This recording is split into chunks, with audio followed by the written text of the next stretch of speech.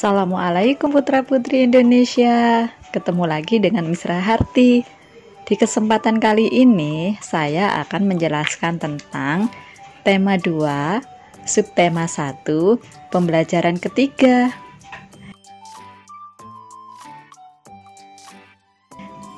Sebelum pembelajaran kita mulai, yuk kita berdoa dulu agar pembelajaran hari ini bisa berjalan lancar. Hidup rukun merupakan impian setiap warga negara. Rukun dalam perbedaan akan memberikan kedamaian dan ketentraman. Putra-putri Indonesia pingin gak nih hidup rukun? Siapa sih yang gak pingin hidup rukun ya? Karena dengan kerukunan itu bisa menjaga kedamaian dan ketentraman ya putra-putri Indonesia. Sehingga dengan siapapun kita harus hidup rukun. Dengan adanya kerukunan, maka akan tercipta yang namanya kerjasama putra-putri Indonesia. Contohnya yang dilakukan oleh Udin. Udin pagi ini beserta teman-temannya sedang bekerja sama untuk mengumpulkan informasi tentang tanaman dan habitatnya putra-putri Indonesia. Mereka berdiskusi dan mencatat semua hasil pengamatan. Meskipun mereka berasal dari latar belakang yang berbeda, namun perbedaan tidak menghalangi mereka untuk belajar bersama. Untuk melengkapi informasi yang diinginkan oleh Udin dan teman-temannya, maka mereka bersama-sama pergi perpustakaan umum putra-putri Indonesia dan menemukan informasi tentang tumbuhan dan habitatnya. Berikut adalah informasi yang berhasil diperoleh oleh Udin dan teman-temannya putra-putri Indonesia. Apa saja? Yaitu tentang pohon bambu. Pohon bambu itu ternyata mempunyai ciri-ciri khusus putra-putri Indonesia, yaitu mempunyai bulu-bulu halus yang tajam.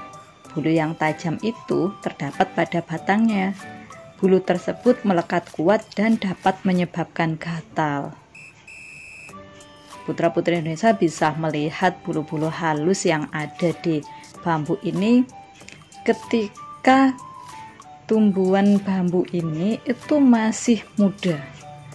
Kalau di daerah saya itu biasanya yang paling mudah ditemui itu adalah pohon bambu atau tumbuhan bambu yang namanya pohon bambu Jawa.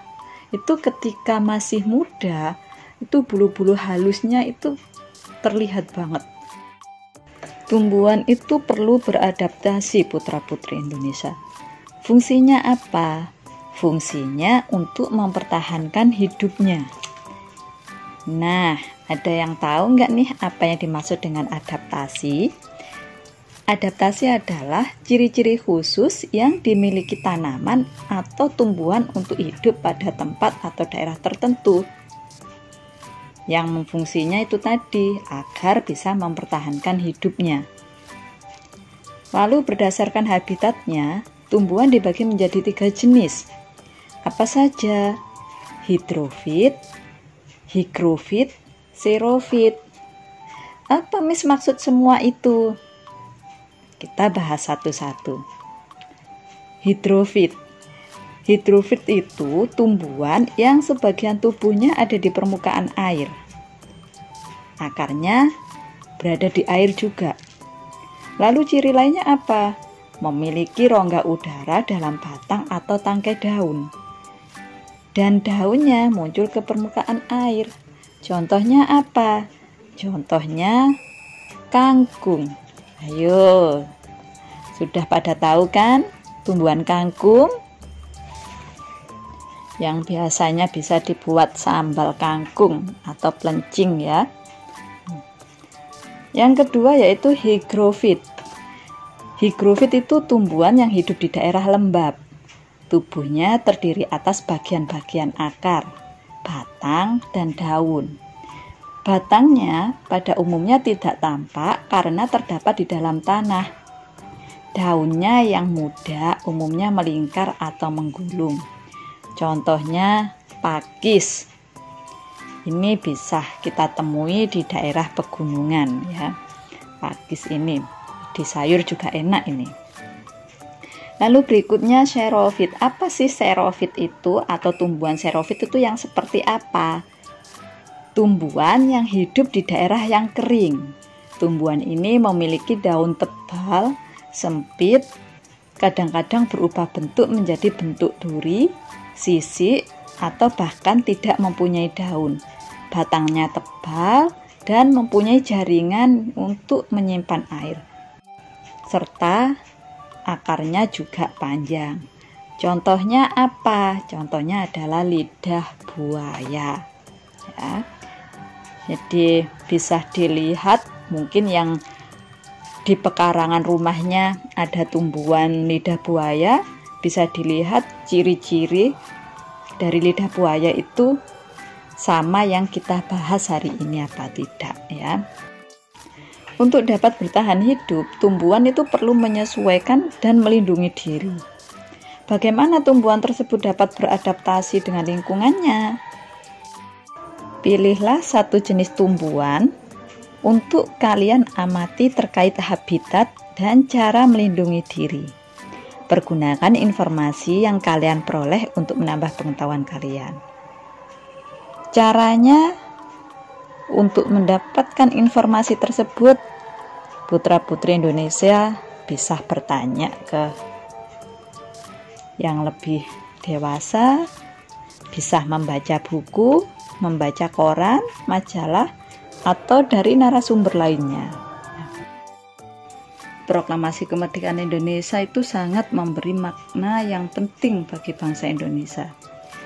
Sejak teks proklamasi kemerdekaan dibacakan, rakyat Indonesia memiliki negara yang merdeka, berdaulat, dan bermartabat. Dan kita juga diakui oleh negara lain dengan adanya kemerdekaan tersebut. Tonggak sejarah tersebut, tonggak sejarah kemerdekaan Indonesia, tak akan terjadi apabila tidak ada anak bangsa yang berani memproklamirkan kemerdekaan. Mereka adalah pejuang bangsa yang tidak boleh dilupakan. Kenapa? Karena mereka sudah berjuang mati-matian agar bangsa negara kita itu merdeka, tidak dijajah oleh bangsa lain. Seumpama anak bangsa tersebut tidak berjuang, tidak berupaya untuk meraih kemerdekaan, mungkin sampai sekarang kita masih dijajah oleh bangsa lain, putra-putri Indonesia. Lantas siapa saja pejuang bangsa yang telah berjasa terhadap kemerdekaan tersebut? Para pejuang tersebut adalah Insinyur Soekarno. Insinyur Soekarno merupakan salah satu orang yang paling berjasa dalam mendirikan negara Republik Indonesia, yang merupakan negara yang berdaulat. Insinyur Soekarno lebih terkenal dengan panggilan Bung Karno. Beliau lahir di Blitar, Jawa Timur, 6 Juni 1901, dan Bung Karno meninggal di Jakarta tanggal 21 Juni 1970. Bung Karno lah yang menyusun konsep teks proklamasi di rumah Laksamana Tadasi Maeda bersama dengan Bung Hatta dan Mr. Ahmad Subarjo. Kemudian Bung Karno menandatangani teks proklamasi atas nama bangsa Indonesia bersama Bung Hatta. Bung Karno jugalah yang membacakan teks proklamasi kemerdekaan Indonesia di kediamannya yang ada di Jalan Pegangsaan Timur nomor 56 Jakarta. Siapa lagi pejuangnya? Pejuangnya yaitu Dr. Andes Haji Muhammad Hatta atau lebih dikenal dengan Bung Hatta. Bung Hatta lahir di Bukit Tinggi, Sumatera Barat pada tanggal 12 Agustus 1902.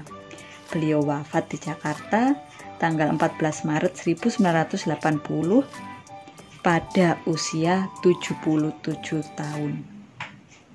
Bung Hatta juga ikut menyusun konsep teks proklamasi bersama dengan Bung Karno dan Mr. Ahmad Subarjo.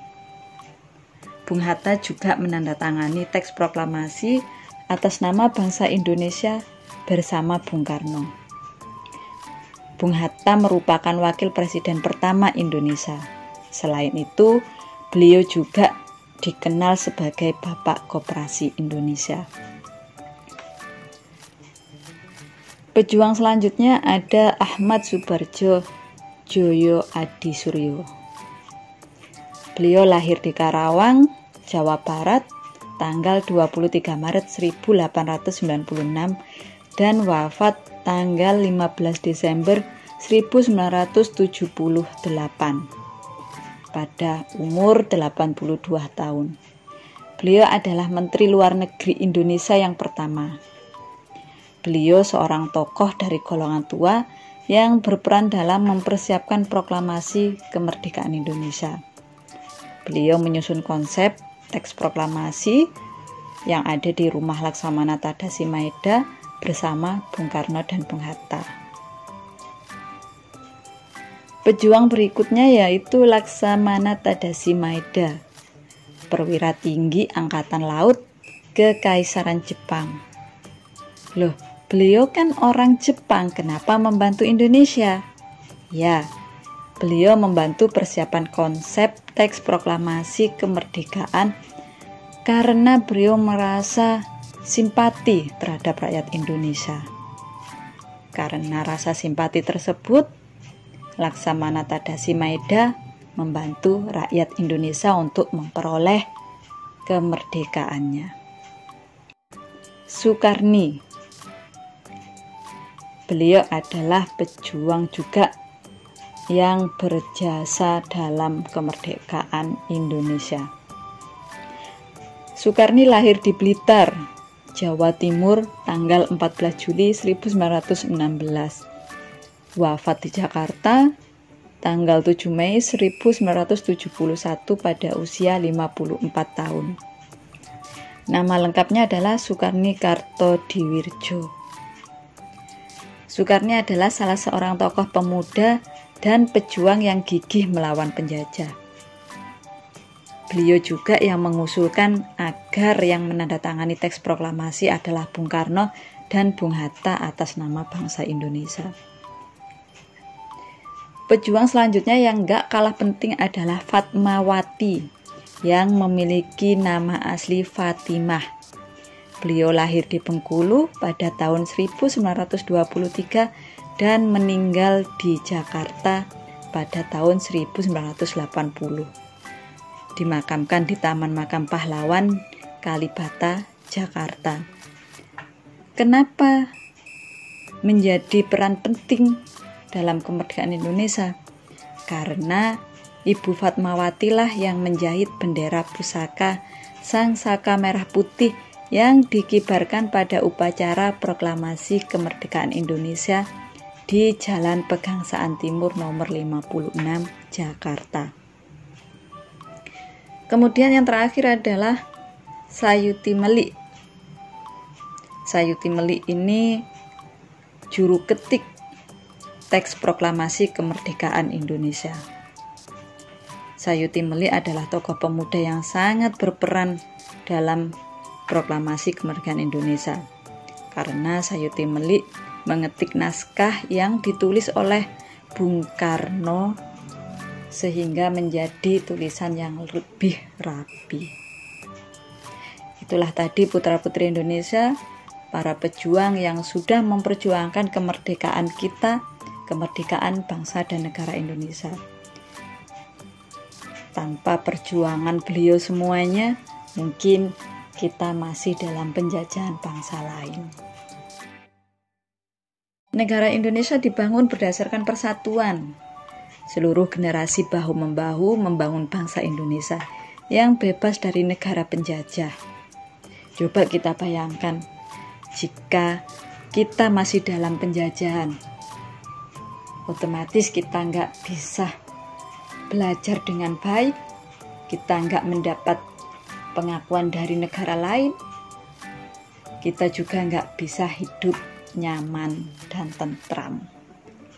Oleh karena itu, Yuk kita isi, kita jaga kemerdekaan kita dengan sebaik-baiknya.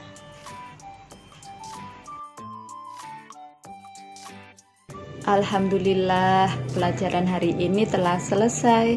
Mudah-mudahan apa yang kita pelajari hari ini bermanfaat. Sampai ketemu lagi ya putra-putri Indonesia. Terima kasih dan wassalamualaikum.